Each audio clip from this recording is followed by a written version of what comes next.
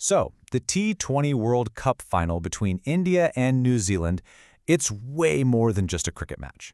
What we're going to unpack here is how this whole thing is being framed as something, well, something much, much bigger. We're talking about a story that's absolutely loaded with political symbolism, crazy national pride, and just these massive, overwhelming expectations. Okay, first things first. Just take a look at this. This is the scene, the backdrop for the final. It's literally a roaring ocean of blue, right? The energy from a home crowd like this is a massive factor all on its own. You have to understand, this isn't just a game. It's a full-blown national event on a truly epic scale. I mean, you can almost feel that power right through the screen. And that really brings us to the core question we're tackling today. Why? Why is this cricket final being talked about in terms of national legacy? Why all the focus on politics and identity?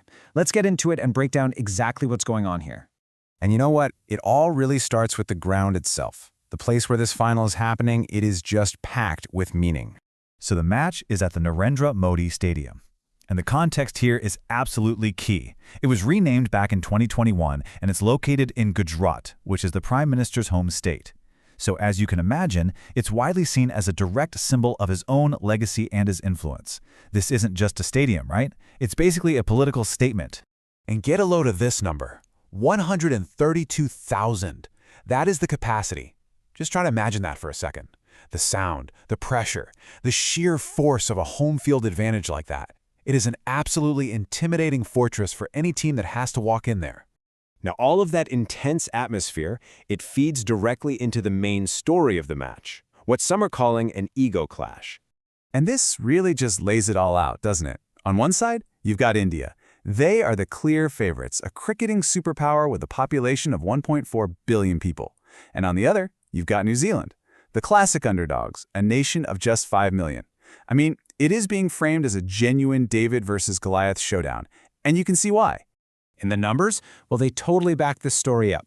The prediction models are giving India a massive 72% chance of winning this thing. So no, this is not seen as a 50-50 toss-up at all.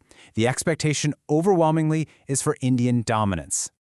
Okay, let's shift gears and zoom in on two key figures at the very center of this whole story, the captain and the premier. So here he is, Captain Surya Kumar Yadav, or as pretty much everyone calls him, SKY. He's the guy on the field, the general who's been tasked with bringing home this historic win.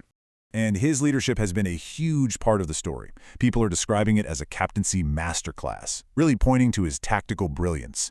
And look, he's already proven he can handle the heat, right? He showed his mettle under some serious pressure in the semifinal, which, just perfectly sets the stage for this, the ultimate test. Then you have what's happening off the field. Prime Minister Modi is expected to be a central figure here. It's actually tradition for the host nation's leader to present the trophy, so it's anticipated he'll be the one handing it over to the winning captain. And this quote really just sums up the whole thing perfectly. Sky receives from Modi, iconic optics. Think about that image for a second. The captain of the Indian cricket team receiving the World Cup trophy from the Prime Minister in a stadium that's literally named after him in his own home state. Wow. That is an incredibly powerful, symbolic moment that just ties the sporting victory directly to national leadership. So, let's get to the prediction. With all this context, the stadium, the narrative, the key players, what's the final call? How is this all expected to go down? Well, the forecast is pointing to a high-scoring game. India is expected to bat first and set a massive target. We're talking over 190 runs. And here it is, the final call. India triumphs by 20 runs. The prediction is they'll defend that big total and get the job done. It would be a pretty comfortable victory, really fulfilling that role of the dominant home favorite we've been talking about. And a win here isn't just about this one day. It would be huge. We're talking about India's third T20 World Cup title. That would absolutely cement this team's place in the history books for good. So, I'll leave you with this final thought.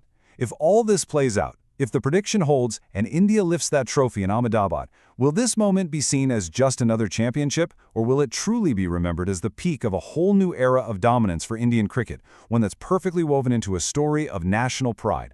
I guess that's something only time will tell.